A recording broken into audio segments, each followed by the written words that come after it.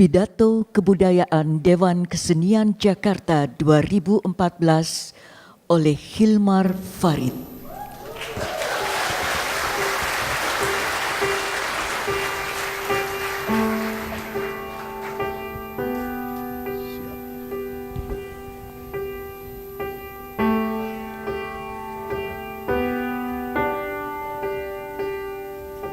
Bukan lautan, hanya kolam susu. Air dan jalan cukup menghidupimu. Tiada badai, tiada topan kau temui. Ikan dan udang menghampiri dirimu. Bukan lautan, hanya kolam susu. Air dan jalan cukup menghidupimu. Tiada badai, tiada topan kau temui. Ikan dan udang menghampiri dirimu. Orang bilang tanah kita tanah surga. Tongkat kayu dan batu jadi tanaman. Orang bilang tanah kita tanah surga. Tongkat kayu dan batu jadi tanaman.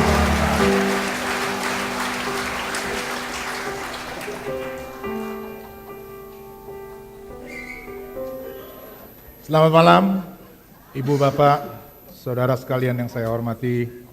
Terima kasih sudah menyempatkan diri hadir dalam acara pidato kebudayaan ini. Sengaja saya memilih lagu Kolam Susu karya Kus Plus sebagai pembuka pidato ini.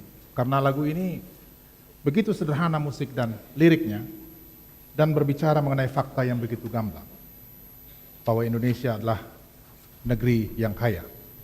Tepatnya negeri maritim yang kaya. Perjalanan saya berkeliling di negeri ini ke beberapa tempat mengkonfirmasi kebenaran syair lagu ini bahwa kail dan jala cukup menghidupimu. Kus Plus tentu tidak sendirian dalam keyakinannya bahwa Indonesia adalah negeri maritim yang kaya. Di bangku sekolah kita belajar tentang wilayah lautan Indonesia yang luasnya mencapai 3,2 juta kilometer persegi. Kita belajar tentang panjang pantai Indonesia yang lebih dari 95.000 km dan membuat Indonesia menjadi negeri dengan panjang pantai terpanjang kedua di dunia setelah Kanada. Kita juga belajar tentang 17.000 lebih pulau dengan sumber daya alam yang beragam, baik yang berada di darat, daerah pesisir maupun lautnya. Saat ini diperkirakan lebih dari 160 juta orang atau lebih dari 60% penduduk Indonesia bermukim di daerah pesisir. Dengan geografi dan demografi seperti itu, potensi Indonesia sebagai negeri maritim memang luar biasa. Para ahli mengatakan, jika potensi sebagai negeri maritim ini digarap dengan baik, maka nilainya bisa mencapai 3.000 triliun per tahun. Kegiatan ekonominya akan bisa menyerap lebih dari 40 juta tenaga kerja di berbagai bidang, mulai dari perikanan, pengembangan wilayah pesisir, sampai bioteknologi dan transportasi laut. Sebuah potensi yang luar biasa. Tapi mengapa sampai hari ini perekonomian Indonesia masih bertumpu pada industri pengolahan, pertambangan dan kehutanan, pertanian dan peternakan yang semuanya berbasis di daratan? Total kontribusi sektor kelautan terhadap produk domestik bruto Indonesia saat ini hanya sekitar 20%. Di bawah Thailand dan Korea Selatan. Dua negeri yang kalau panjang pantainya digabung pun tidak sampai 10% dari panjang pantai Indonesia. Ini bukan perkara preferensi atau prioritas di dalam pembangunan, bahwa kita harus memperhatikan sektor yang dilupakan, tapi menyangkut keselamatan dan masa depan. Pembangunan ekonomi yang bertumpu di daratan memang berhasil membawa Indonesia ke dalam kelompok 16 besar perekonomian dunia. Tapi harga yang harus dibayar oleh masyarakat Indonesia untuk sampai pada posisi itu sangat mahal dan boleh jadi tidak seimbang dengan pencapaiannya. Antara tahun 2001 sampai 2013, setiap hari ada areal hutan seluas 500 lapangan sepak bola yang habis dibabat. Tidak perlu menjadi ahli lingkungan hidup untuk melihat korelasi antara pembabatan hutan dengan bencana banjir dan tanah longsor yang sering terjadi belakangan ini. Setiap tahun kita mendengar ribuan orang mengungsi karena banjir di seluruh negeri, belum lagi yang tewas tertimbun tanah longsor. Pada tahun 2012 saja, kerugian yang diderita masyarakat karena banjir dan tanah longsor mencapai 30 triliun. atau lebih dari separuh pendapatan dari sektor kehutanan pada tahun yang sama. Areal hutan yang dibabat kemudian ditanami kelapa sawit atau tanaman keras lainnya yang kemudian membawa bermacam persoalan baru, mulai dari kerusakan lingkungan hidup, meningkatnya konflik sosial dalam masyarakat akibat kehadiran perkebunan dan kegiatan ekonomi ekstraktif lainnya di atas tanah yang dihuni masyarakat. Proses ini begitu intensifnya sehingga tumpang tindih klaim terjadi bukan lagi antara perusahaan dengan masyarakat, tapi antara perusahaan dengan perusahaan. Saat ini jumlah total konsesi lahan di Kalimantan Barat saja mencapai lebih dari 19 juta hektar. Padahal luas provinsinya hanya 14 juta hektar. Semua ini tentu berkait kelindan dengan praktek korupsi dan tidak sedikit kasus yang diurus dan sudah diputus oleh pengadilan tindak pidana korupsi dalam beberapa tahun terakhir ini terkait pengurusan hak guna usaha perkebunan. Pembangunan yang bertumpu pada daratan ini berhasil meningkatkan PDB per kapita dari $1.161 pada tahun 2004 menjadi $3.556 pada tahun 2012, meningkat 3 kali lipat. Ini adalah fakta yang tidak dapat disangkal. Masalahnya pada saat bersamaan, indeks pembangunan manusia kita merosot dari 0,697 menjadi 0,629 pada kurun yang sama. Ketimpangan sosial juga meningkat seperti terlihat dari distribusi pendapatan nasional. Diperkirakan sekarang ini ada 20% penduduk terkaya di negeri ini menguasai hampir separuh pendapatan nasional. Sementara 40% penduduk termiskin menguasai hanya 16% dari pendapatan nasional. Seperempat dari 40% penduduk termiskin itu tergolong orang dengan pengeluaran di bawah garis kemiskinan. Dalam bahasa yang lebih luas, yang kaya semakin kaya, yang miskin semakin miskin.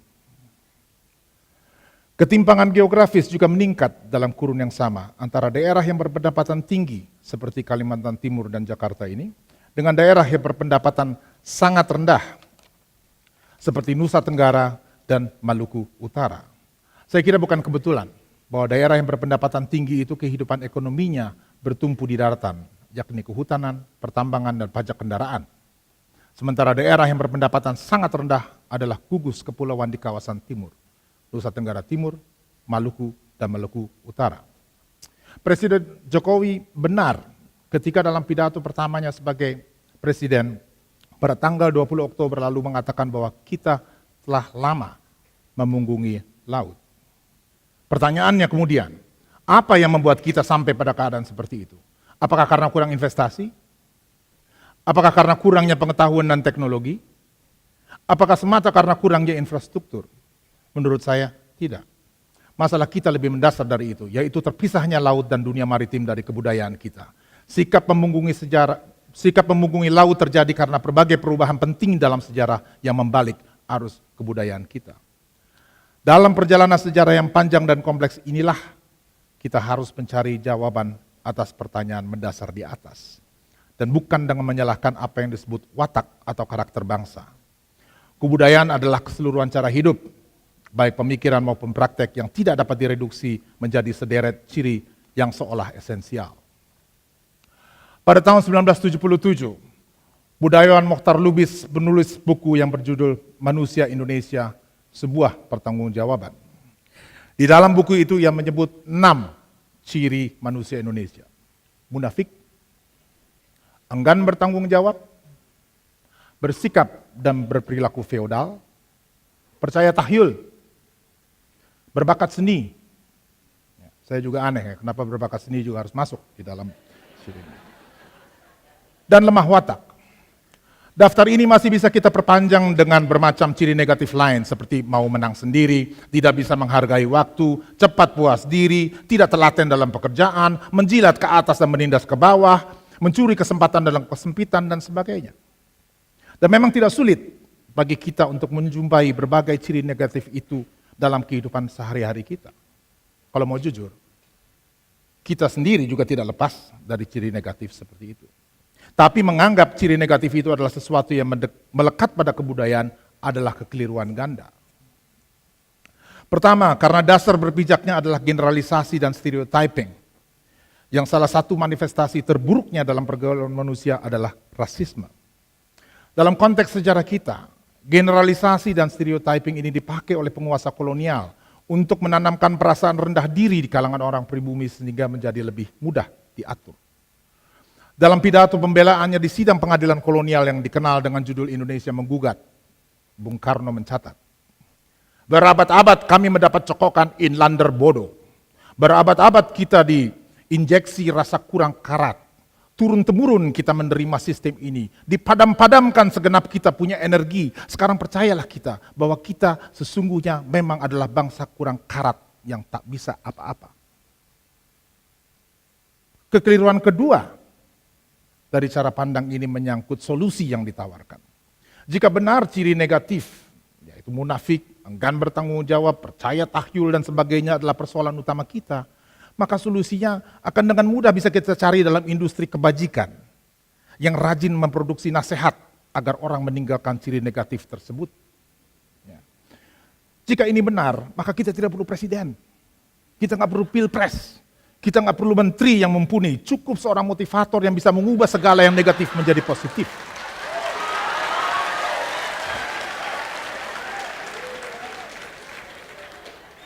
Super sekali.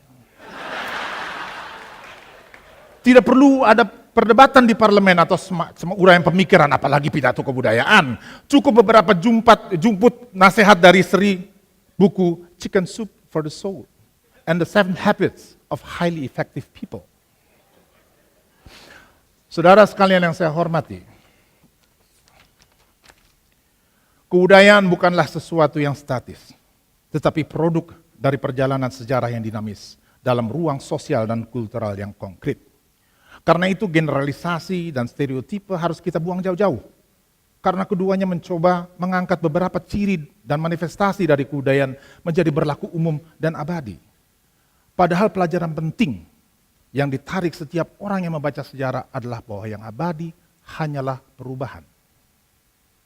Karena itu pula, usaha untuk menelusuri jejak sejarah dari arus balik kebudayaan kita yang membuat kita dalam keadaan seperti sekarang ini tidak bisa hanya bersandar pada kisah kebesaran Majapahit dan Sriwijaya atau kisah ketangguhan pelaut Mandar yang dengan kapal sandak bisa mengarungi samudra.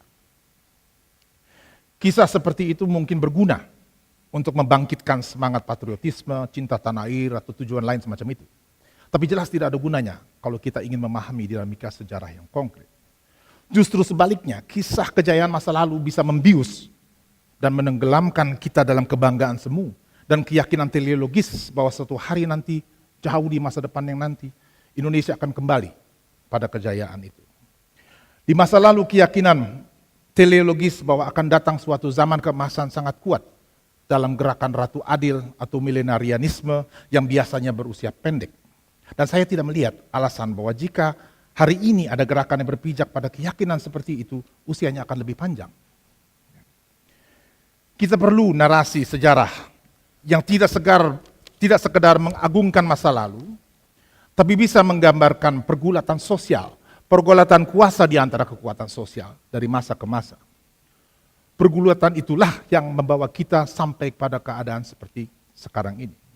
Kita perlu memahami kekuatan apa yang membuat kita secara kolektif bergerak memunggungi laut. Karena hanya dengan begitu, kita bisa memahami apa yang harus dilakukan untuk bergerak ke arah sebaliknya. Dan inilah fungsi sejarah sebagai kritik. Kita belajar tentang Majapahit tapi bukan tentang kejayaannya di masa lalu, melainkan mengenai pergulatan kekuatan yang memungkinkannya muncul sebagai kerajaan maritim yang besar dan kemudian runtuh sehingga menimbulkan arus balik yang hebat dalam sejarah. Kita belajar tentang pelaut Mandar bukan sekedar untuk mengagumi kehebatannya berlayar, tapi untuk memahami bagaimana mereka bisa bertahan hidup sebagai komunitas maritim di tengah gerak memunggungi laut yang semakin menguat. Kita belajar tentang orang Bajau dan suku laut, bukan karena keunikan sejarah dan budaya mereka yang terkesan eksotik, tetapi karena dalam pandangan dunia mereka lah kita bisa menemukan landasan untuk membayangkan negeri maritim di masa mendatang. Saat ini sudah cukup banyak studi mengenai berbagai segi dan aspek sejarah yang berkaitan dengan dunia maritim. Ada yang mempelajari peri kehidupan masyarakat pesisir. Ada yang mempelajari jaringan perdagangan maritim yang terus berubah dari masa ke masa. Ada yang mempelajari ragam dan jenis kapal serta teknologi kelautan. Dan ada pula yang menekuni studi tentang barang dagangan seperti rempah-rempah yang membentuk jalur perdagangan dalam sejarah. Produksi pengetahuan di bidang ini tidak kurang. Masalahnya, hampir semuanya masih berbentuk monografi dan belum banyak usaha untuk menghimpun berbagai studi itu sehingga ada semacam kesimpulan betapapun sementara sifatnya mengenai perkembangan dunia maritim di Nusantara. Salah satu pengecualian yang perlu disebut di sini adalah karya Adrian Lapian, Pelayaran dan Perniagaan Nusantara abad ke-16 dan 17. Profesor Lapian adalah pelopor studi sejarah maritim di Indonesia, satu dari sedikit orang yang mencurahkan seluruh karirnya untuk bidang kajian yang spesifik. Saya beruntung pernah menjadi mahasiswanya. Salah satu hal yang sering ditekankannya adalah bahwa keragaman pengalaman historis dan letak geografis dari berbagai polity dan community di Nusantara mestinya membuat kita sadar bahwa Indonesia bukan sesuatu yang terberi atau given. Indonesia adalah sebuah konstruksi historis. Tapi ini bukan berarti bahwa Indonesia hanyalah produk pemikiran kaum nasionalis pada awal abad ke-20 tanpa referensi ke dunia nyata. Tidak. Gerak mempersatukan berbagai komunitas di bawah sebuah politi sudah ada sejak lama. Dan apa yang kita sebut sebagai sejarah Indonesia atau sejarah nasional tidak lain adalah produk interaksi yang konkret antara berbagai komunitas di Nusantara. Peringatan dari Profesor Lapian menjadi penting karena kuatnya kecenderungan melihat sejarah seolah berjalan melintasi sebuah garis lurus. Seolah semua masyarakat melalui tahap perkembangan yang sama dari masyarakat tradisional menuju masyarakat modern. Pandangan seperti itu sangat kuat di kalangan pegawai dan sarjana kolonial mempelajari sejarah dan kebudayaan masyarakat jajahan. Mereka melihat perbedaan antara kebudayaan masyarakat jajahan dengan kebudayaan Eropa bukan sebagai keragaman antara dua masyarakat yang berbeda, tapi sebagai perbedaan tahap perkembangan. Bahwa orang Melayu, Jawa, dan non-Eropa lainnya belum hidup, bersikap, dan berperilaku seperti orang Eropa adalah bukti ketertinggalan yang satu dari yang lain. Cara pandang linear dan teleologis ini pada akhirnya menciptakan semacam hierarki arti penting, hierarchy of significance, di mana peristiwa, tokoh, atau tempat yang satu dianggap lebih penting daripada yang lain, semata karena dianggap punya peran besar dalam membawa masyarakat menuju kehidupan modern. Saya kira ketertarikan sebagian elit politik sekarang ini terhadap Majapahit dan Sriwijaya misalnya, bukan semata karena silau kemegahannya itu sendiri, tapi karena narasi yang dominan mengenai Majapahit dan Sriwijaya itu cocok dengan mimpi mengenai kebangkitan Indonesia sebagai bangsa modern dan besar. Dalam sejarah sebagai kritik, arti penting suatu peristiwa, seorang tokoh, atau sebuah tempat tidak ditentukan oleh hasil akhirnya atau telos, tapi karena kedudukannya dalam waktu dan tempat tertentu. Hanya dengan begitu kita bisa kembali mengangkat peristiwa, tokoh, atau tempat yang dalam pandangan dominan dianggap tidak penting, menjadi penting. Hanya dengan begini pemahaman kita mengenai sejarah dan juga masa kini dan masa depan akan menjadi lebih adil. Geografi menjadi sangat penting di sini, karena gerak memunggungi laut tidak terjadi secara serempak di semua tempat, tapi secara bertahap dari satu tempat ke tempat yang lain. Kita perlu studi lebih mendalam untuk mendokumentasi perkembangan itu dan melihat pola hubungan di antara munculnya sebuah kekuatan maritim di satu tempat dengan kemunduran kekuatan maritim di tempat yang lain. Kemunculan Makassar dan Banten misalnya jelas dipengaruhi oleh pencaplokan Malaka oleh Portugis pada tahun 1511. Sepanjang abad ke-17 berbagai kerajaan maritim muncul silih berganti di Aceh, Banten, Makassar, Ternate, Tidore, Sumbawa, dan sebagainya. Sampai akhirnya semua kerajaan maritim tersebut tunduk pada kekuasaan Eropa. Dalam hal ini kekuasaan VOC, perusahaan multinasional pertama di dunia. Saudara sekalian yang saya hormati, kalau memang kenyataan sejarah dan geografi Indonesia begitu cair dan kompleks dan ilusif, lantas bagaimana kita bisa menangani kehimpunan kenyataan yang kompleks itu sebagai kesatuan? Ini bukan pertanyaan akademik, tapi sebuah pertanyaan mendasar yang juga menghantui para pemimpin Indonesia sebelum kemerdekaan. Kita ingat ada sidang BPUPKI pada bulan Juni tahun 1945. Dalam salah satu sesinya dibahas mengenai masalah batas negara. Pimpinan sidangnya adalah Dr. Rajiman Widyodiningrat, pendiri Budi Utomo. Dan waktu itu ia mengatakan bahwa agenda itu tidak perlu dibahas terlalu mendalam, karena semua anggota BPUPKI sudah sepakat bahwa Republik yang baru nantinya akan mengikuti batas negara kolonial Hindia Belanda. Adalah Muhammad Hatta yang kemudian mengusulkan agar para peserta sidang diizinkan menyampaikan pandangan mereka mengenai masalah tersebut. Sidang yang oleh Dr. Radiman dibayangkan akan berlangsung singkat ternyata memakan waktu 2 hari karena banyaknya usulan dan perdebatan. Setelah kemerdekaan, masalah kesatuan wilayah Republik tetap berlanjut. Selama 5 tahun pertama, antara 1945 dan 1950, batas wilayah Republik terus bergeser sesuai perkembangan perang dan diplomasi. Ketika akhirnya Belanda menyerahkan kedaulatan kepada Republik Indonesia Serikat, Republik Indonesia yang diproklamasikan pada tanggal 17 Agustus 1945 hanyalah satu negara bagian yang wilayahnya mencakup Banten, sebagian Jawa Tengah dan Yogyakarta, setelah seluruh Sumatera kecuali Sumatera Timur, Sumatera Selatan, Bangka dan Belitung. Republik Indonesia Serikat akhirnya dibubarkan pada bulan Agustus 1950 dan semua negara bagian bersedia menyatukan diri di bawah Republik Indonesia. Tapi ketegangan di sekitar hubungan pusat dan daerah terus berlanjut. Pada tahun 1950-an, ketegangan itu meledak ke dalam serangkaian konflik terbuka yang menandakan bahwa integrasi Indonesia sebagai sebuah negara dan juga sebagai sebuah bangsa masih belum selesai. Kegagalan mendorong integrasi yang wajar, ini adalah produk dari kegagalan menangkap dan mengelola kompleksitas sejarah dan geografi Indonesia. Lalu bagaimana cara kita memelihara keragaman di satu sisi dan mendorong kesatuan di sisi yang lain? Bagaimana semboyan Bhinneka Tunggal Ika bisa terwujud dalam praktek? Apakah kesatuan dengan sendirinya berarti setiap unsur yang membentuknya harus kehilangan karakter yang khas? Pada tahun 1932, Dr. Sutomo, pendiri Budi Utomo yang lain, dan juga tokoh gerakan nasionalis di masa awal, menulis sebuah artikel singkat berjudul Gamelan dan Kewajiban. Ia berpendapat bahwa gamelan adalah model masyarakat yang harmonis. Karena dalam permainan gamelan, setiap pemain tahu tempat dan perannya masing-masing dan menerima kedudukan yang diberikan kepadanya oleh masyarakat tanpa reserve. Prinsip manut kepada aturan yang ditetapkan adalah prasyarat dasar bagi terbentuknya harmoni dalam gamelan maupun masyarakat. Gagasan Sutomo saya kira tidak bisa menjawab berbagai pertanyaan kita di atas. Asas kepatuhan tanpa syarat dan keharusan untuk membentuk harmoni, tanpa ruang bagi perbedaan dan keragaman berarti tunggal ika tanpa bineka. Tapi rujukannya ke dunia musik, dalam hal ini gamelan, menawarkan kemungkinan melihat masalah yang saya ajukan tadi dengan cara yang berbeda.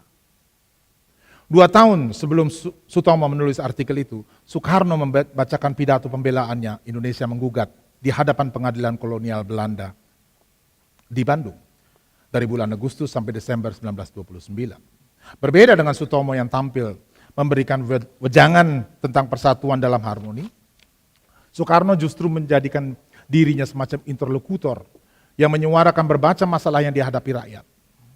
Sumber suara yang diangkatnya sangat beragam, mulai dari berita surat kabar seperti Darmo Kondo, Perca Selatan, Aksi, Siangpo, Pewarta Deli, Sinpo, sampai suara para pegawai dan sarjana kolonial, para pemimpin pergerakan Indonesia dan dunia, keluh kesah rakyat jelata, dan tentunya suara Soekarno sendiri. Dengan telaten, ia mencari ritme dari bermacam suara yang sepintas nampak tak beraturan dan memahaminya sebagai kesatuan. Soekarno termasuk sedikit pemimpin gerakan nasionalis yang mengalami Indonesia secara ekstensif sejak sebelum kemerdekaan. Setelah lepas dari penjara pada tahun 1931, ia berkeliling di seluruh Jawa untuk melancarkan propaganda kemerdekaan. 2 tahun kemudian ditangkap lagi dan dibuang ke ND selama beberapa tahun sampai kemudian dipindah ke Bengkulu. Sebelum Jepang menyerbu masuk, ia dipindahkan ke Padang. Selama masa revolusi, ia pindah dari satu tempat ke tempat yang lain dan berkunjung ke beberapa daerah yang berada di bawah kekuasaan Republik. Sampai akhirnya ditangkap oleh tentara Belanda dan ditahan di Bangka selama beberapa bulan. Jadi selama 10 tahun menjelang kemerdekaan, Bung Karno kerjanya traveling, ya, walaupun sebagai orang buangan. Ya. Perjalanan keliling ini memberinya kesempatan untuk bersentuhan langsung dengan realitas negerinya. Referensi ke dunia musik berulang kali muncul dalam tulisannya. Dalam risalah Mencapai Indonesia Merdeka yang disusunnya tahun 1933, Soekarno menguraikan kritiknya terhadap kolonialisme Eropa dan pandangannya tentang mengapa Indonesia harus merdeka. Dua bagian dari risalah itu diberi judul dengan bait-bait lagu Indonesia Raya dan Di Timur Matahari, karya Wage Rudolf Supratman. Dalam pidato kenegaraan tahun 1964 yang berjudul Tahun Vivere Pericoloso, Soekarno menegaskan bahwa revolusi Indonesia bukanlah sebuah peristiwa, melainkan sebuah proses. Dan dalam proses itu ia berdialog dengan banyak pemikiran dunia, dengan pengalaman langsung rakyat jelata yang kemudian harus dihimpun dan kemudian dilontarkan kembali sebagai sebuah kesatuan. Saya kutip, dentamnya revolusi yang kadang-kadang berkumandang pakik sorak, kadang-kadang bersuara jerit pahit, sebagai satu keseluruhan kita dengarkan sebagai satu nyanyian, satu simfoni, satu gita, laksana dentumnya gelombang samudera yang bergelora, pukul memukul membanting di pantai, kita dengarkan sebagai satu gita kepada Tuhan yang amat dahsyat. Saya kira tidak ada yang bisa menandingi pengalaman Soekarno sebagai seorang pemimpin nasional. Bung Karno orang yang sangat romantik, dan kutipan yang saya ambil tadi jelas bukan sebuah anjuran metodik. Tetapi ada butir penting yang relevan bagi agenda sejarah sebagai kritik, yakni kemampuan untuk mendengarkan ritme dalam masyarakat yang kemudian diolah dan dilontarkan kembali sebagai kesatuan. Sejarah meletakkan peki sorak dan jerit pahit yang disebut Soekarno itu ke dalam kerangka temporal, dan geografi meletakkannya dalam kerangka spasial. Gerak memunggungi laut membuat pekik sorak dan jerit pahit dari perairan menjadi samar. Dan bukan kebetulan jika tempat-tempat yang ratusan tahun lalu merupakan pusat perdagangan dan kerajaan maritim di era sekarang menjadi daerah tertinggal yang diabaikan. Perjalanan sejarah yang mengubah pusat perdagangan dan kerajaan maritim menjadi daerah tertinggal ini dimulai ketika kekuasaan atas laut berpindah secara bertahap dari tangan kerajaan maritim setempat ke tangan VOC. Dalam penulisan sejarah, peristiwa yang sering disoroti oleh para ahli adalah kematian Sultan Agung pada tahun 1645 yang membuka ruang intervensi bagi VOC di pedalaman Mataram, dan yang kedua adalah jatuhnya Makassar pada tahun 1669 yang membuka jalan bagi VOC untuk menguasai jalur perdagangan terpenting di Nusantara. Dan benar, setelah itu hanya ada beberapa kerajaan maritim yang tersisa, dan itu pun hidup bertahan di bawah dominasi VOC yang secara efektif menggunakan perpecahan dan persaingan di antara mereka untuk menguasai semuanya. Dominasi VOC di perairan Nusantara sejak akhir abad ke-17 mungkin agak mengherankan bagi kita. Kenapa bangsa yang begitu kecil di pojokan Eropa sana bisa menguasai negeri yang begitu besar seperti Indonesia ini? Kenapa semua kerajaan maritim yang muncul setelah runtuhnya Majapahit gagal menghadapi VOC? Dari segi jumlah pasukan dan tenaga kerja, para penguasa setempat jauh lebih unggul daripada VOC. Dari segi pengenalan terhadap wilayah, akses kepada sumber daya pun demikian halnya. Tahun 1682, seorang advokat Belanda, Pieter van Dam, mencatat bahwa dari sekitar 1.500 serdadu VOC yang bermukim di Batavia, hanya 1/4 dari mereka yang cukup bugar untuk terlibat dalam pertempuran. Lainnya sakit dan juga kepayahan karena cuaca yang panas. Tapi kenapa 10.000 tentara Mataram yang dipimpin Tumenggung Bagurekso dan Pangeran Mandurajo gagal merebut Batavia pada tahun 1628 dan 1629? Kegagalan itu saya kira bukan sekedar kesalahan strategi perang, tetapi terkait erat dengan krisis kebudayaan dan politik yang jauh lebih mendalam di kalangan penguasa Nusantara. Untuk memahaminya, kita harus kembali ke masa yang lebih awal, yakni keruntuhan Majapahit pada pergantian abad ke-16. Ada banyak penjelasan mengenai keruntuhan Majapahit ini dari para ahli sejarah dan arkeologi. Tapi penjelasan yang paling menarik justru datang dari seorang novelis, Pramudia Anantatur. Pramudia ditahan oleh penguasa Orde Baru pada bulan Oktober 1965 bersama ribuan orang lainnya. Selama 4 tahun ia dipindah dari satu penjara ke penjara yang lain di Jakarta sampai akhirnya ia dibuang ke Pulau Buru pada tanggal 17 Agustus 1969. 5 tahun pertama ia hanya menjalani kerja paksa. Baru pada tahun 1974 ia diizinkan menulis.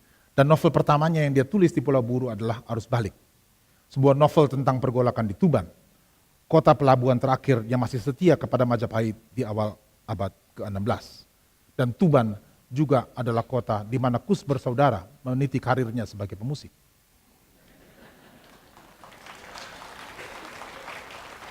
Dalam novel itu, Pramudia menggambarkan degenerasi penguasa Tuban.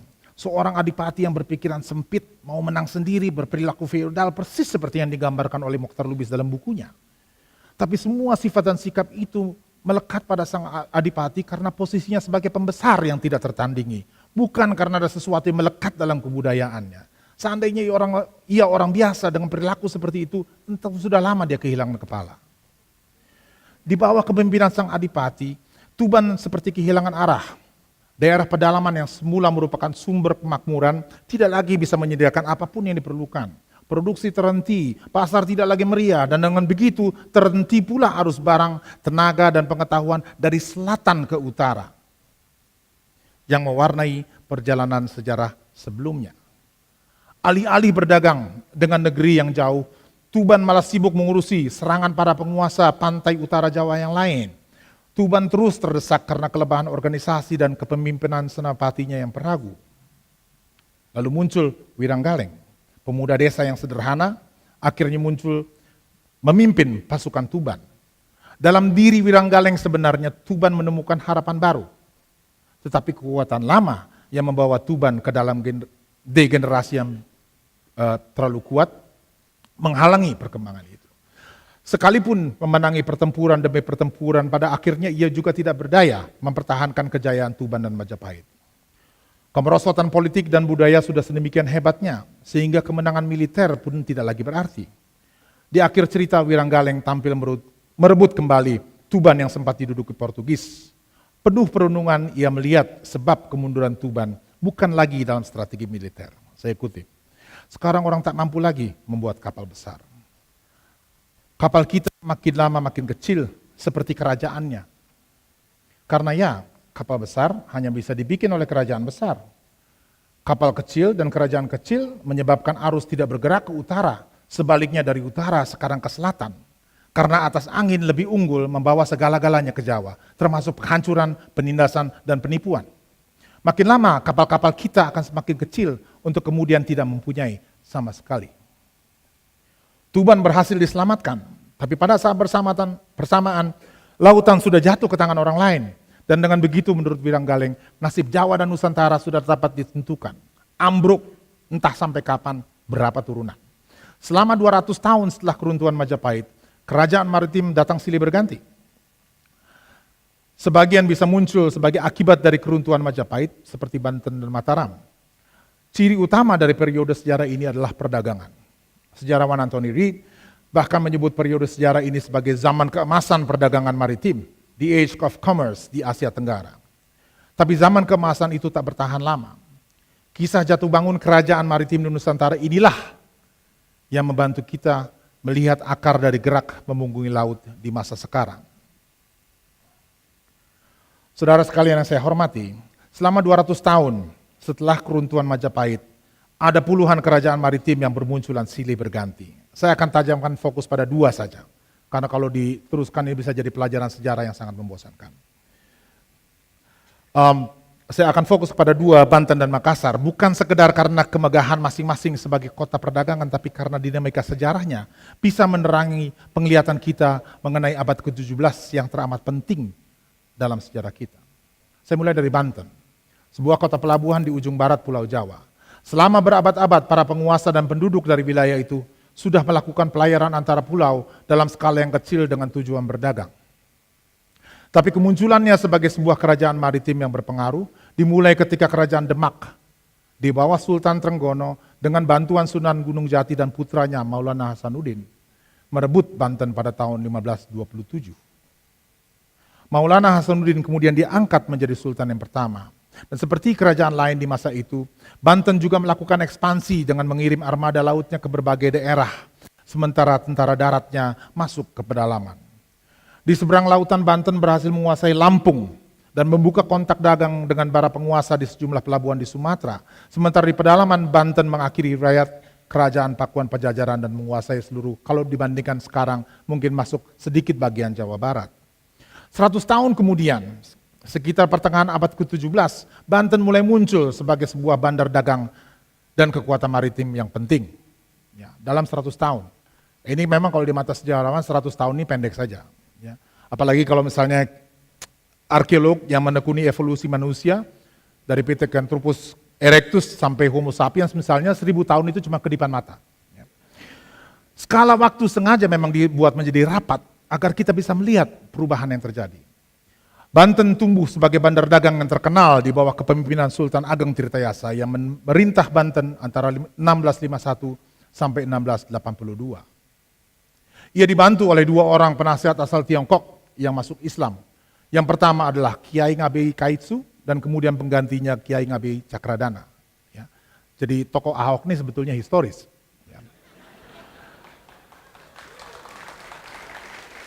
Keduanya berperan penting dalam membuka jalur perdagangan baru ke Laut Cina Selatan, termasuk dengan Panglima Pasukan Ming. Saat kapal Panglima ini merapat di Banten, para pekerja dan penduduk takjub melihat kemegahannya.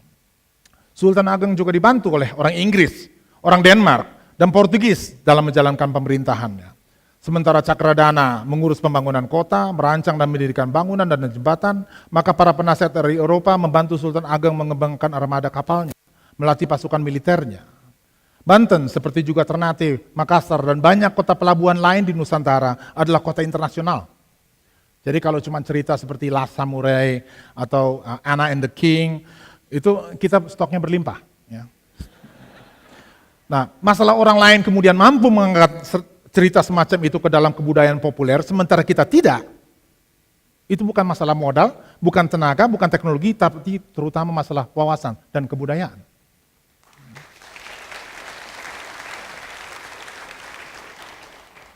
Dekade 1670-an adalah masa keemasan bagi Banten sebagai kota perdagangan yang disinggahi pedagang dan pelaut dari seluruh dunia, termasuk tentunya dari berbagai kerajaan maritim di Nusantara sendiri.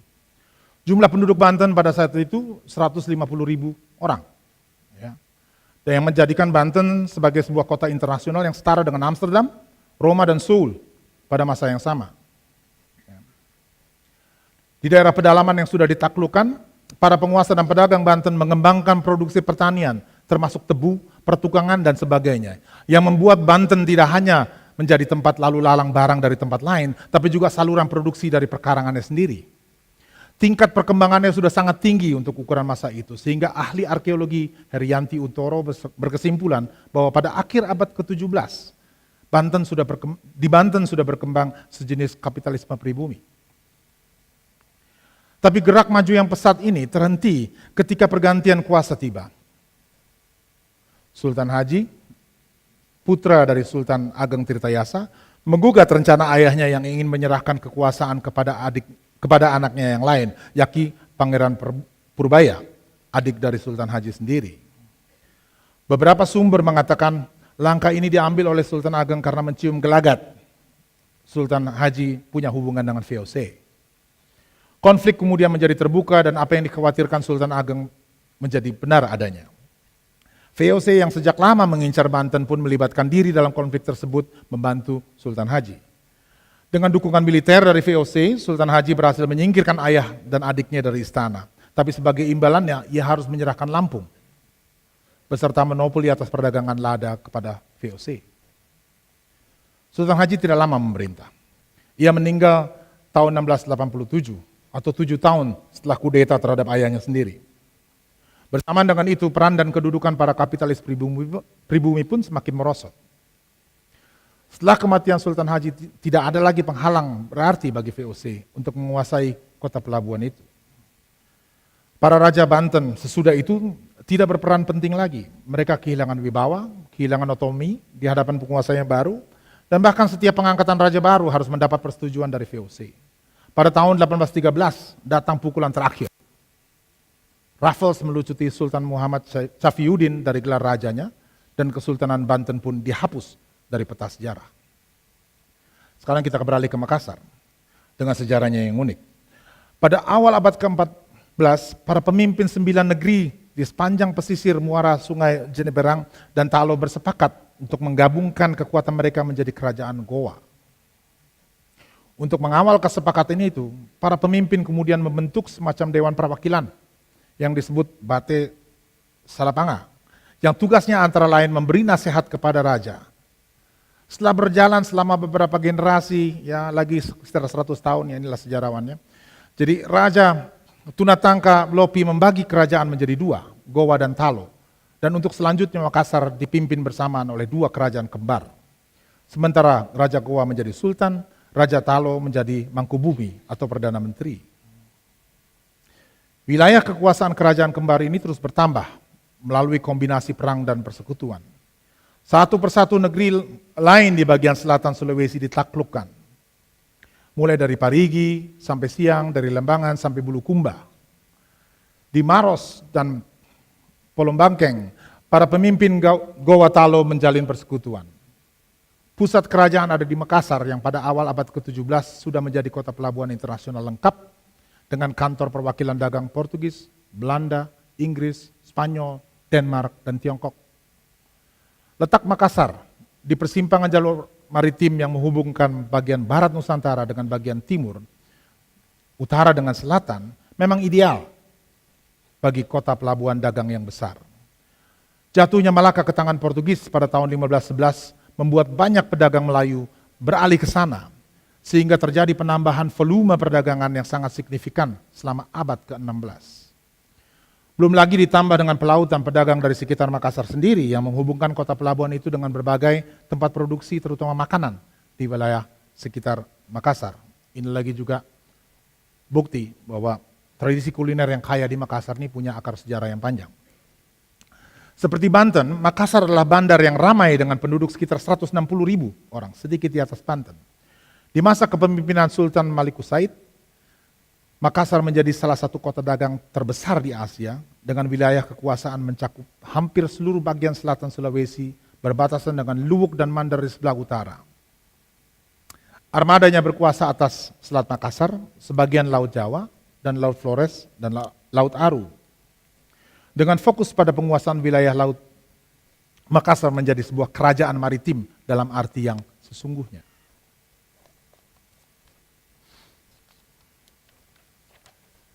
Pertumbuhan Makassar yang pesat tidak dapat dilepaskan dari peran para Mangkubumi atau Pa Bicara Buta, terutama Karaeng Matawaya dan putranya Karaeng Patingaloang. Karaeng Matawaya menjadi Mangkubumi di masa Sultan Alauddin, dan kemudian pemerintahan keduanya diteruskan oleh kedua anak mereka, Sultan Maliku Said dan Karaeng Patingaloang. Figur Karaeng Patingaloang ini sangat menarik. Ia seorang poliglot yang menguasai bahasa Latin, Spanyol, Portugis, Belanda, Inggris, Prancis, Arab, Melayu, dan beberapa bahasa lain yang digunakan di Makassar waktu itu. Seorang misionaris Katolik yang tinggal di Makassar pada tahun 1646 mengaku bahwa Patingaloang berbicara bahasa Portugis seperti seorang penutur asli. Patingaloang bekerja di sebuah ruangan khusus seperti layaknya seorang terpelajar Eropa di masa itu, yang dilengkapi dengan perpustakaan yang dipenuhi buku, peta, dan atlas dunia. Dari ruangan itu juga ia mengatur diplomasi kerajaan dengan perwakilan Raja Spanyol di Manila, Raja Portugis di Goa, dan Raja Inggris dan penguasa Mekah. Di masa itu mengirim surat adalah tanda adanya hubungan diplomatik yang sangat penting, walau waktu untuk mengirimnya lama sekali, kadang sampai beberapa tahun. Bergantung pada rute perjalanan pembawa surat. Tapi ada satu negeri yang sulit ditaklukkan oleh Goa dan terletak justru di sebuah enklave kecil di bawah wilayah Kesultanan Makassar sendiri, yakni Bone. Seperti Goa Talo, Kesultanan Bone muncul pada akhir abad ke-14 dari persekutuan 7 negeri yang berdekatan dan bersepakat untuk menggabungkan kekuatan. Sejak awal hubungan keduanya, maksudnya hubungannya antara Makassar dan Bone, diwarnai perang dan damai dari masa ke masa, terutama karena sifat dominan dari para penguasa Makassar terhadap penguasa dan rakyat Bone. Berulang kali Bone melancarkan pemberontakan terhadap Makassar dan berulang kali pula pemberontakan itu dipatahkan. Salah satu tokoh pemberontakan itu adalah Aru Palaka. Pada tahun 1660 ia memimpin 10.000 orang dari Bone dan Sopeng untuk perang melawan Makassar. Perang berlangsung 3 bulan dan berakhir dengan kemenangan Makassar. Setelah gagal, Rupalaka melarikan diri ke Buton dan akhirnya memutuskan untuk minta bantuan VOC di Batavia. Dan kisah yang sama berulang kembali. VOC yang sudah lama ingin menguasai Makassar bergembira menyambut kedatangan Rupalaka dan segera saja mengatur siasat untuk melancarkan serangan. 3 tahun mereka menyiapkan sebuah pasukan gabungan dan akhirnya pada tanggal 21 Desember 1666, armada VOC yang dipimpin langsung oleh Gubernur Jenderal Cornelis Speelman menyerang benteng Somba Opu di Makassar. Setelah perang, selama hampir setahun lamanya, yang melibatkan penguasa Buton, Ternate, Tidore, Bacan, Sopeng, dan lainnya, pihak Bone dan VOC, akhirnya Sultan Hasanuddin setuju untuk melakukan perundingan damai di Bungaya. VOC menuntut agar Makassar melepas semua daerah kekuasaannya di Sulawesi maupun daerah lainnya dan membiarkan VOC membangun benteng di kota perdagangan itu. Jadi selama bertahun-tahun penguasa Makassar di masa itu berhasil menolak rencana VOC untuk membangun benteng di kota mereka. Dengan perjanjian ini keadaan berubah. Dan perjanjian yang tidak adil membuat Sultan Hasanuddin kemudian kembali angkat senjata. Hanya saja posisinya sudah jauh lebih lemah. Pada tanggal 12 Juni 1669, setelah 1,5 tahun berperang, akhirnya benteng Somba Opu yang terkenal itu jatuh. Dan masa kejayaan Makassar sebagai sebuah kota perdagangan maritim internasional pun berakhir. Ada beberapa hal yang bisa kita pelajari dari perjalanan sejarah dan Banten dan Makassar ini. Keduanya adalah pelabuhan dagang internasional yang tumbuh pesat di bawah kepemimpinan seorang raja yang cakap dan didampingi oleh penasihat yang ahli, Kiai Ngabehi Kaitsu dan asistennya Kiai Ngabehi Cakradana di Banten dan Kareng Matuaya dan Kareng Patingaloang di Makassar.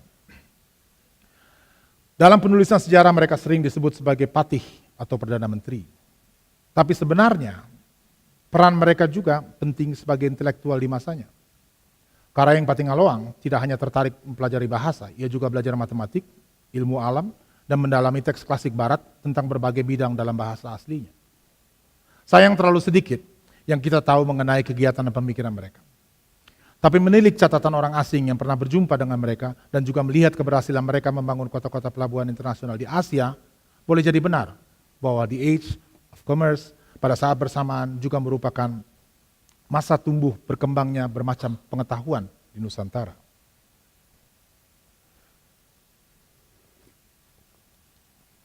Dugaan ini timbul tentu bukan hanya karena melihat kemampuan Kareng Patingaloang berbahasa asing, atau hubungan Kiai Ngabehi Cakradana dengan para petinggi militer Tiongkok di masa itu.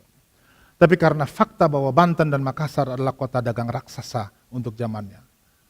Dan setiap kota seperti itu memerlukan pengetahuan, kemampuan merencanakan, kecakapan mengatur, ketangguhan memimpin, dan juga keberanian bertindak. Mengurus pedagang dan pelaut dari seluruh penjuru dunia dengan adat kebiasaan, bahasa, perangai, dan perilaku berbeda-beda tentu bukan hal yang mudah. Belum lagi mengurus para pemberontak, perompak, maling, dan mencurinya. Membangun kota tidak cukup dengan uang, pedang, dan meriam. Diperlukan pengetahuan cukup tentang sistem pelayaran, arah angin, teknologi maritim, adat kebiasaan dan bahasa dari semua kalangan yang singgah maupun menetap. Diperlukan pengetahuan cukup tentang kebiasaan mereka, tentang penyakit yang mereka bawa, tentang keanehan dan keganjilan yang bisa menjadi penyulut perkara. Pencatatan menjadi mutlak, karena hanya dengan begitu orang bisa tahu apakah perdagangan sedang berjalan baik atau tidak. Singkatnya, kekuasaan politik dan pertumbuhan perdagangan bertumpu pada pengetahuan dan organisasi. Kesultanan Banten, Makassar, Aceh, Mataram, Ternate, Tidore, dan semua saja kekuasaan pribumi yang masih bertahan di abad ke-17 yang menentukan itu adalah kekuasaan feodal. Dengan mengangkat berbagai pencapaian penting dari kerajaan maritim ini, saya tidak sedang mengatakan bahwa sebaiknya kita kembali kepada kebudayaan dan kekuasaan feodal, di mana seorang penguasa seperti digambarkan Permudia dalam Arus Balik menggunakan punggung bawahannya sebagai pijakan untuk naik ke punggung kudanya. Tapi sebaliknya kita tidak mempelajari feodalisme dengan sentimen moral dan generalisasi. Untuk memahami arus balik kebudayaan dalam sejarah kita, perlu menjawab mengapa semua kerajaan maritim itu gagal menghadang laju ekspansi kekuasaan Eropa di Nusantara. Padahal jika melihat sejarahnya, Beberapa kerajaan maritim itu termasuk apa yang oleh Soekarno disebut sebagai feodalisme yang penuh dengan kemungkinan-kemungkinan untuk berkembang. Dan yang umpamanya tidak diganggu hidupnya oleh imperialisme asing, niscaya bisa meneruskan perjalanannya, bisa menyelesaikan evolusi, yakni niscaya bisa hamil dan akhirnya melahirkan suatu pergaulan hidup modern yang sehat pula. Dengan kata lain, jika saja Perang Makassar tidak terjadi, dan Sultan Ageng Tirtayasa tidak dikhianati oleh anaknya sendiri, maka mungkin rakyat Nusantara bisa memasuki pergaulan hidup modern yang sehat dengan cara mereka sendiri. Soekarno kemudian membandingkan feodalisme yang penuh dengan kemungkinan ini dengan apa yang disebutnya feodalisme sakit-sakitan, yang sudah kehilangan gairah seperti Tuban di masa Widanggaleng. Kematian gagasan yang direpresentasikan oleh kematian Rama Celuring, tokoh guru yang dibunuh oleh kepala desa karena kata-katanya kemudian disempurnakan oleh feodalisme sakit-sakitan sang adipati. Benar belaka Kareng Patingaloang ketika menyebut penyebab hancurnya sebuah negeri adalah ketika raja tidak mau diperingatkan dan tidak ada lagi kaum cendekiawan yang memberi nasihat kepada raja itu. Ketika satu demi satu kerajaan maritim di Nusantara takluk atau terikat pada VOC, maka dengan sendirinya gerak menuju pergaulan hidup modern yang sehat menjadi terhambat. Dalam keadaan terikat pada VOC, setidaknya secara politik dan ekonomi, maka pencarian pengetahuan tidak lagi diutamakan. Para penguasa dan penasihat tidak lagi harus berpikir sendiri, mencari jalan untuk membuat negerinya berkembang. Dan disinilah kedaulatan tumbang. Dan saya kira inilah akar historis dari kebudayaan yang serba tunduk dan tanpa inisiatif. Ketika VOC melancarkan operasi Hongi Tochten atau pelayaran keliling yang merusak perkebunan lada dan pala untuk menjamin monopoli dagang mereka di kawasan Maluku, yang diserang bukan hanya tanaman dan kehidupan ekonomi, tapi juga kebudayaan yang memungkinkan orang Maluku bertahan hidup mandiri sebagai komunitas maritim. Perkembangan serupa bisa kita lihat hari ini. Di banyak tempat di mana penggusuran tanah oleh pertambangan dan perkebunan terjadi secara masif, terstruktur, dan sistematis. Ribuan komunitas adat, komunitas tani, komunitas yang menyambung hidup dari hasil hutan tidak saja kehilangan tanah, tapi kehilangan keseluruhan cara hidup. Dengan kata lain, kehilangan kebudayaan. Seiring dengan meluasnya kekuasaan VOC, kekuasaan kerajaan maritim semakin sempit. Kendali komunitas maritim atas hidup mereka sendiri semakin lemah, dan kebudayaan maritim di Nusantara pun semakin surut. Gerak memunggungi laut terjadi di mana-mana, dan yang paling mencolok di antaranya terjadi di Jawa. Setelah Majapahit runtuh, dan Demak muncul sebagai kekuatan politik terpenting di pantai utara Jawa, ruang politik dan kebudayaan kerajaan maritim di Jawa sudah sangat menciut. Dari semua ekspedisi kerajaan Demak mungkin hanya Banten yang bisa dibilang berhasil. Dan itu pun karena orang yang awalnya ditunjuk oleh Demak untuk memimpin Banten akhirnya memilih memisahkan diri dari Demak. Dengan sisa kekayaan dan kekuatan militer, para penguasa di Jawa Tengah mencoba bangkit kembali. Dimulai dengan Sultan Agung yang masih bergairah memperluas kekuasaannya dan berturut-turut menaklukkan sejumlah kota di Jawa bagian tengah dan timur, Madura, Kalimantan, dan Sumatera. Di puncak kejayaannya antara 1622 sampai 1645, ia menguasai hampir seluruh Jawa dan Madura dan bisa memperluas daerah inti kerajaannya dari Bagelan di sebelah barat sampai Keduang di sebelah timur dan Kedu di sebelah utara. Ia juga memperlihatkan kemampuan membangun gedung, jalan dan jembatan yang menakjubkan bagi orang Eropa sekalipun. Tapi pada saat bersamaan ia menarik pusat kerajaan dari pesisir utara ke pedalaman dan menutup dua pelabuhan penting, Tuban dan Surabaya. Reorientasi ini membuat penduduk akhirnya bergantung pada pertanian dan meninggalkan kebudayaan maritim yang mereka hidupi selama berabad-abad. Kota-kota pelabuhan di pantai utara Jawa mulai mengecil sampai akhirnya dicaplok oleh VOC atau mati sendiri.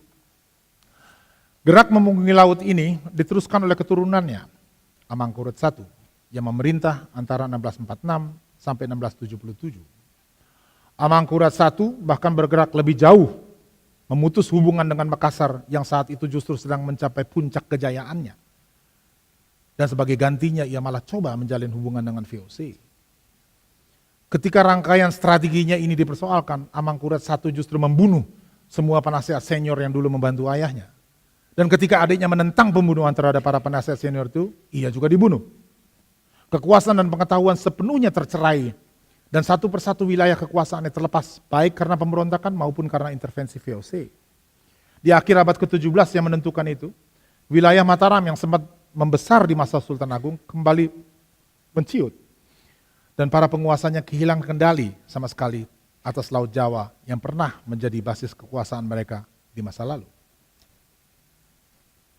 Saudara-saudara sekalian yang saya hormati, kekalahan demi kekalahan yang diderita kerajaan dan komunitas maritim di Nusantara tidak hanya mengubah peta politik dan jalur perdagangan maritim, tapi mengubah kebudayaan masyarakat secara mendasar. Di masa kejayaan dunia maritim Nusantara antara pertengahan abad ke-15 dan akhir abad ke-17, para pengarung lautan memiliki tingkat pengetahuan, organisasi kerja, dan imajinasi politik yang luar biasa. Bayangkan, kalau kita lihat sejarah Gorontalo atau sejarah Bone, ada 9 penguasa feodal bersepakat untuk membangun kekuatan bersama menjadi salah satu kekuatan dunia. Sementara hari ini bersepakat membagi kedudukan di DPR saja susah. Ya. Lantas kita mau mimpi jadi bangsa besar, super. Tingkat pengetahuan yang tinggi dan organisasi kerja yang kuat di masa itu didorong oleh kebutuhan nyata karena menghadapi alam yang luar biasa, lautan. Lihat misalnya pembagian kerja di kapal. Di pucuk pemimpinannya adalah pemilik kapal. Nahkoda laut dan nahkoda darat dibagi dua. Yang satu ngurusnya pelayarannya, ketika sampai di darat, nahkoda darat mengurus perdagangan. Lantas ada juru mudi dan juru batu yang bertanggung jawab atas karang dan gosong di perairan dangkal. Ada mualim dan pandu laut yang membawa kapal, serta mualim kecil yang mengurus tali temali kapal dan arah angin. Di tingkat yang lebih rendah adalah para tukang yang dipimpin oleh seorang tukang agung. Sisi kiri dan kanan serta bagian tengah lambung kapal diurus oleh tukang yang berbeda. Lantas ada tukang yang mengurus ruangan dalam kapal dan yang mengurus layar. Di bawah lapisan itu lagi ada awak kapal yang dipimpin oleh seorang mandor. Para awak ini dibagi ke dalam kategori orang banyak, artinya pekerja bebas yang menerima upah, dan orang abdi atau budak. Para asisten disebut muda-muda. Mereka tidak mengurus pelayaran, tapi selalu mendampingi nahkoda dan para petinggi ketika turun ke darat. Kategori penumpang juga berbeda bergantung pada ukuran kapal dan begitu seterusnya. Pembagian kerja semuanya terkait tanggung jawab. Jabatan diadakan karena kebutuhan dengan fungsi dan tanggung jawab yang jelas. Tidak seperti sekarang. Mengarungi laut memerlukan ketepatan dan kecepatan dan terutama kerjasama erat di antara semua unsur. Kesalahan kecil bisa berakibat fatal dan merugikan semua pihak. Kesadaran akan kebersamaan ini adalah modal penting bagi tumbuhnya kebudayaan yang solid. Di Malaka, pembagian kerja yang kompleks bahkan sudah diatur dalam Undang-Undang Malaka yang disusun pada masa kekuasaan Sultan Musa Farsah antara 1445 sampai 1458. Di Makassar, aturan serupa dituangkan ke dalam pasal-pasal Amanagapa yang disusun pada tahun 1676 di masa pemerintahan Karayeng Patingaloang. Di titik inilah kebudayaan bertemu dengan kekuasaan yang kemudian melahirkan tatanan. Setiap kerajaan maritim dan kota pelabuhan besar maupun kecil memiliki aturan dengan kesadaran akan adanya aturan di tempat lain juga. Diperlukan penelitian lebih mendalam tentunya untuk memahami saling pengaruh di antara kerajaan maritim dan kota pelabuhan ini secara konkret. Tapi untuk sementara cukup aman untuk dikatakan bahwa jaringan pelayaran di Nusantara saat itu sudah memperlihatkan kesatuan yang kompleks. Para pemimpin di masa itu punya kemampuan menangkap denyut kehidupan maritim dan merangkainya sebagai kesatuan. Bukan karena ada ideologi nasionalisme, tapi karena hanya dengan muncul sebagai kesatuan mereka bisa bergerak maju. Bahwa mereka tidak membayangkan Indonesia modern yang merdeka itu sudah jelas. Tapi bahwa mereka membayangkan kesatuan yang lebih luas dari kampung halamannya sendiri juga tidak bisa disangkal. Seluruh pengetahuan, kemampuan organisasi, kemampuan menangkap denyut kehidupan ini semakin menurun seiring dengan berkurangnya kekuasaan mereka atas lautan. Untuk apa aturan yang rumit mengenai pembagian kerja di kapal kalau tidak ada lagi kapal besar yang tersisa?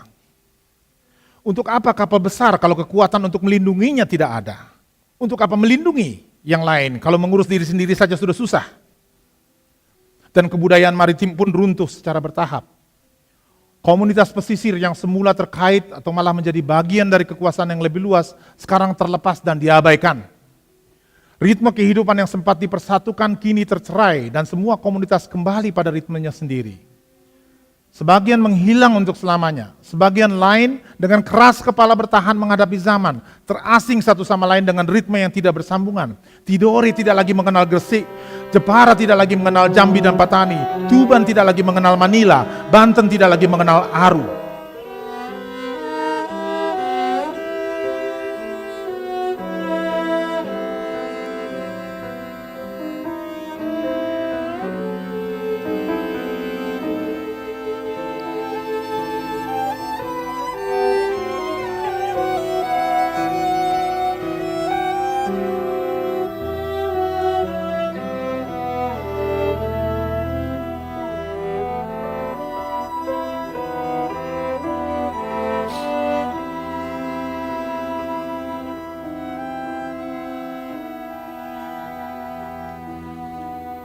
Proses kemerosotan kebudayaan maritim berlangsung selama sekurangnya 200 tahun.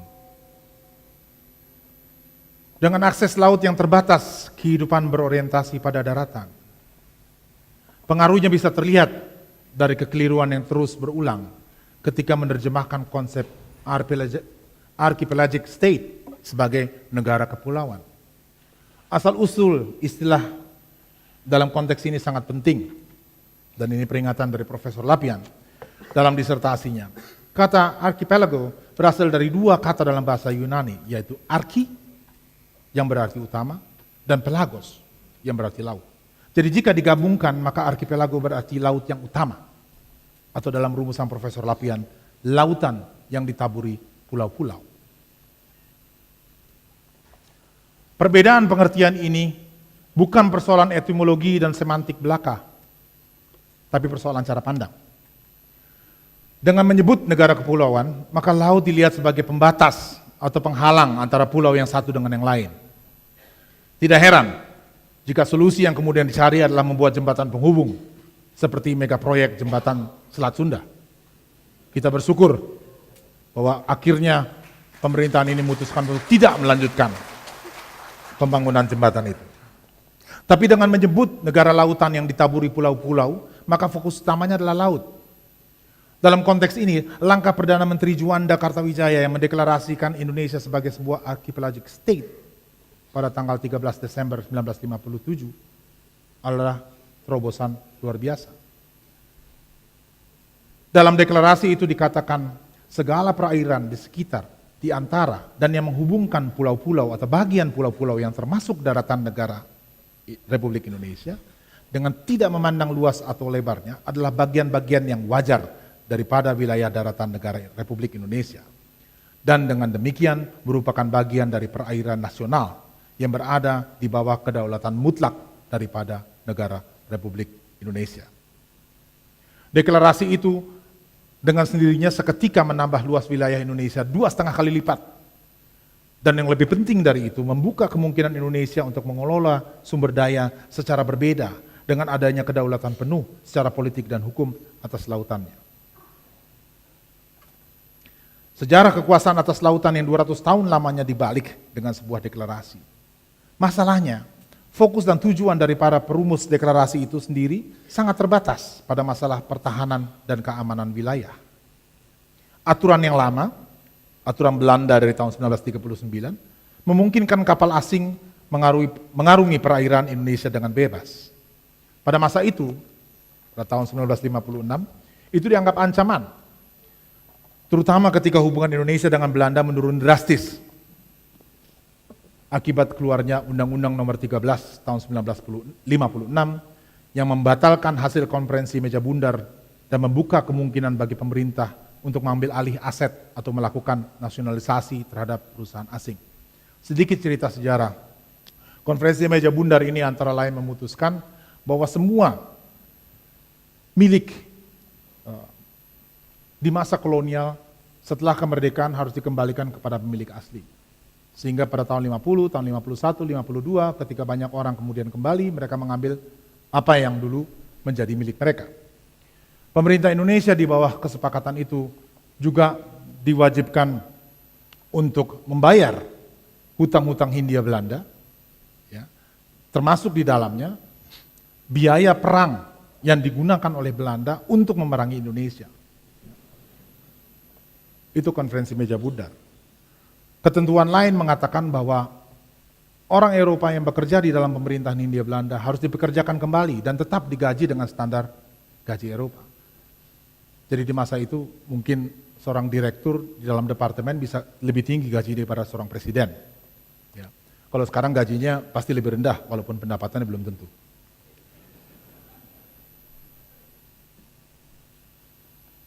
Walaupun ancaman itu dianggap nyata, perumusan konsep untuk menegakkan kedaulatan Indonesia atas wilayah laut memakan waktu cukup lama.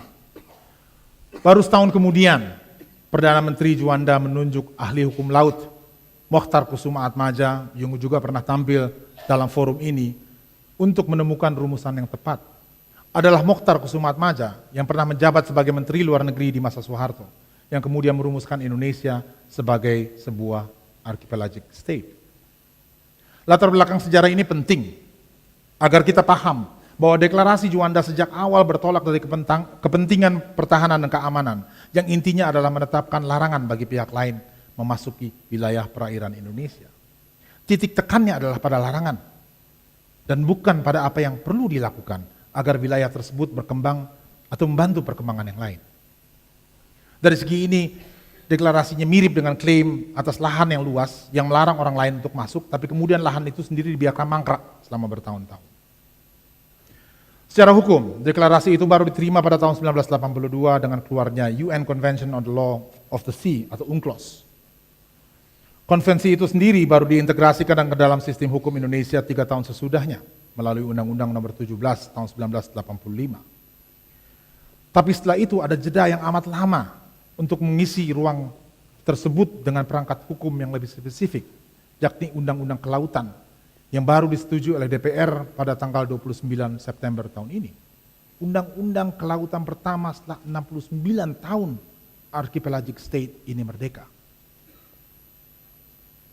Jika di tingkat hukum begitu banyak masalah, di tingkat praktek, hambatan untuk mengklaim kembali ruang maritim itu jauh lebih rumit.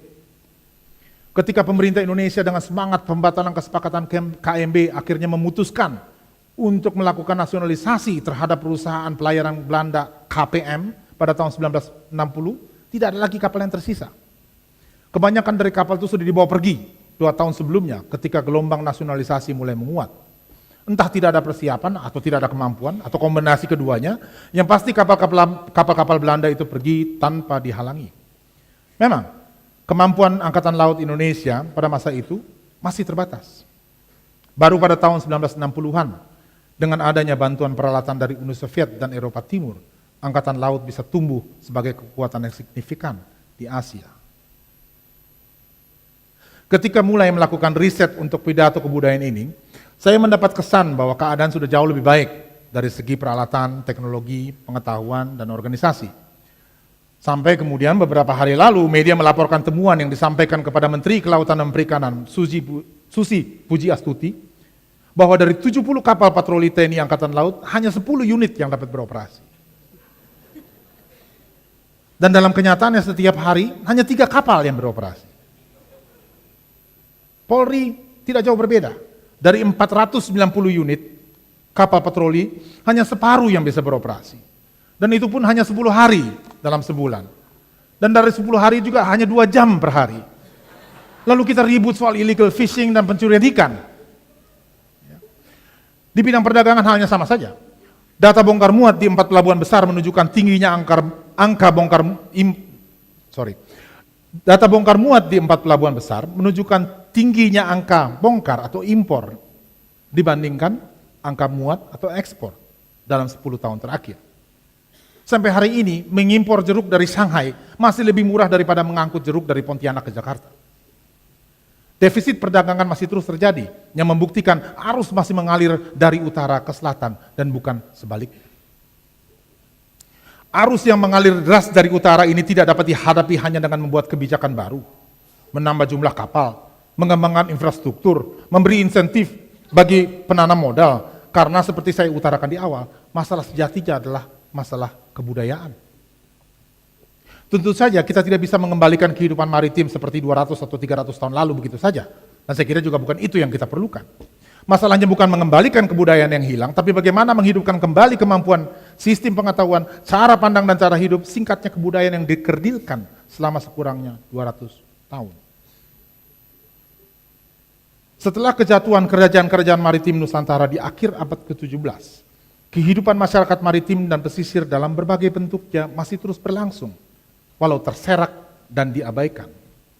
Masalah kita sekarang adalah merajut tali sambung yang bisa mempertemukan berbagai pemikiran praktek ini sebagai sebuah kesatuan. Karena hanya sebagai kesatuan kita dapat menghadapi arus dari utara yang begitu besar. Sekarang kita tidak lagi bicara tentang kolonialisme Eropa dari abad lalu, tapi tentang negeri tetangga sendiri dan juga Tiongkok.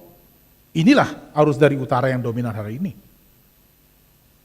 Saudara sekalian yang saya hormati, dunia tempat kita hidup sekarang ini tentu lebih kompleks daripada 200 tahun lalu. Dan saya memang tidak menganjurkan kita mencari jawaban mudah di dalam sejarah. Dengan merujuk pada masa lalu yang jauh, saya ingin mengingatkan kita semua mengenai transformasi besar yang terjadi dalam sejarah dan membuat kita ada dalam situasi seperti sekarang ini. Arus balik karya Pramudia Anantatur disebut novel sejarah bukan semata karena latarnya mengambil tempat di Tuban 500 tahun lalu, tapi karena novel itu menggambarkan sebuah transformasi yang hebat, sebuah arus balik yang hebat dalam sejarah perairan kita. Sejarah sebagai kritik bertujuan mengenali semua kekuatan yang membentuk transformasi itu.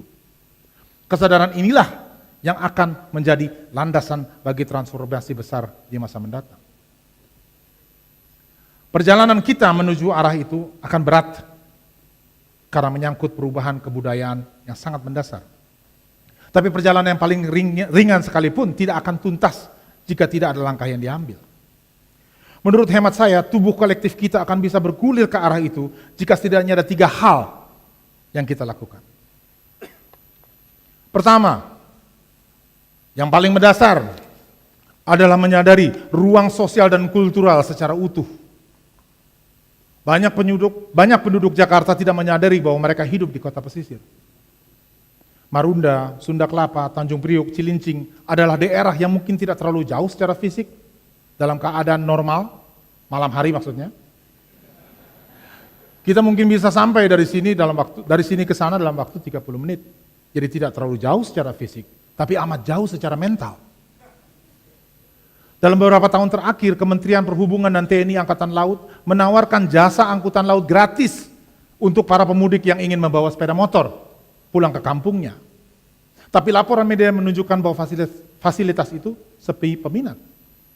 Orang rupanya lebih memilih berdesakan di jalan raya dengan resiko nyawa daripada menikmati fasilitas kapal laut yang gratis. Saya kira ini bukan juga sekedar masalah kenyamanan, tapi terkait dengan kebiasaan, cara pandang, cara hidup selama ini. Singkatnya, masalah kebudayaan.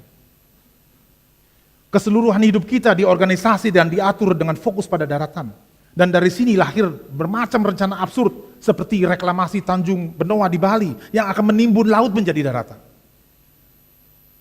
Kita perlu cara pandang baru. Kita perlu imajinasi baru. Kekalahan demi kekalahan sebagai kesatuan di masa lalu membuat negeri ini tercerai-berai ke dalam satuan-satuan yang membentuk dunia kecilnya sendiri. Kita menjadi a nation of small things. Yang sulit berpikir dan bergerak sebagai kesatuan, sebagai bangsa. Tentu saja small things ini tidak jelek pada dirinya. Small things ini bisa menjadi kekuatan yang luar biasa asal diorganisasi dengan baik. Kita ingat, dalam krisis ekonomi 1998 yang merontokkan banyak usaha besar di negeri ini, justru usaha kecil dan menengah yang terbukti tangguh. Usaha kecil dan menengah ini yang menyerap tenaga kerja paling banyak dan memberikan kontribusi besar pada perekonomian secara keseluruhan. Masalah kita sekarang adalah bagaimana menghimpun yang besar dan yang kecil sebagai sebuah kesatuan. Kita tidak ingin menjadi bangsa yang besar agar dapat mengeksploitasi laut, seperti halnya kita mengeksploitasi sumber daya di daratan.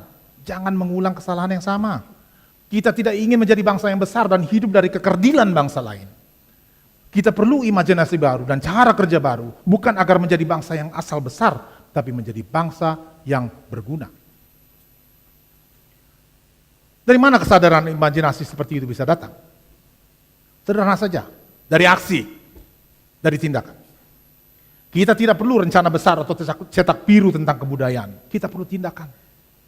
Pemikiran dan rencana sudah berlimpah dan segera akan atau sudah menjadi superfluous jika tidak disambung dengan tindakan. Di sini saya tidak bisa menahan diri untuk tidak menyebut Menteri Kelautan dan Perikanan Susi Pujiastuti yang beberapa inspeksi mendadaknya membuka kesadaran publik bahwa ada sesuatu yang sangat salah dalam pengelolaan dunia maritim kita. Orang dengan keahlian mengurus small things seperti inilah yang diperlukan untuk membayangkan tatanan baru di masa mendatang. Bukan satu orang planner atau perencana yang punya 1000 mimpi, tapi seorang pelaku yang perbuatannya bisa menggerakkan mimpi 1000 orang. Adalah tugas intelektual untuk merangkum dan mengerangkai berbagai macam aksi dan tindakan itu sehingga bisa menjadi kesatuan dan kekuatan. Tindakan yang tepat mengandaikan adanya pengetahuan cukup mengenai kejahatan yang hendak diubah. Dan disinilah pentingnya kemampuan untuk mendengarkan. Inilah hal ketiga yang perlu kita lakukan. Kita perlu meningkatkan kemampuan untuk mendengarkan beragam ritme kehidupan dalam masyarakat dan keluar dari belenggu bahwa ritme yang satu lebih unggul dari ritme yang lain. Tentu ini bukan hal yang mudah. Kita hidup di dunia yang ramai dan bising sehingga kadang sulit menentukan apa yang perlu kita dengar dan apa yang tidak perlu kita dengar. Di tengah kebisingan itu, kita akhirnya membiarkan algoritma mesin yang memilah timbunan informasi dan menghadirkannya sebagai kenyataan dalam bentuk trending topic. Kita perlu keluar dari jebakan itu, lalu belajar mendengarkan dengan sabar, memilah suara yang semula tampil sebagai kacauan dan mengolahnya sebagai kesatuan. Dan saya kira, kalau semua itu dilakukan dengan kesabaran dan ketekunan, saya percaya kita akan menemukan kembali ritme kita sebagai kesatuan, sebagai bangsa. Terima kasih.